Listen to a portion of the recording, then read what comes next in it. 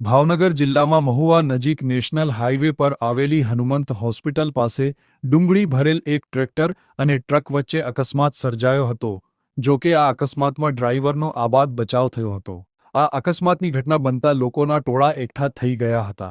Highway પર અકસ્માતને પગલે ડુંગળી ભરેલું ટ્રેક્ટર માર્ગની વચ્ચે આવી જતા વાહનોની લાંબી કતારો લાગી હતી અને ટ્રાફિક જામના દ્રશ્યો સર્જાયા હતા. ઘટનાની જાણ થતાં ઇમરજન્સી રિસ્પોન્સ ટીમ ઘટનાસ્થળે દોડી આવી હતી અને તાત્કાલિક કાર્યવાહી કરી અકસ્માતગ્રસ્ત વાહનોને સાઇડમાં ખસેડી ટ્રાફિક ક્લિયર કરાવ્યો હતો, જેનાથી વાહનચાલકોને રાહત થઈ હતી.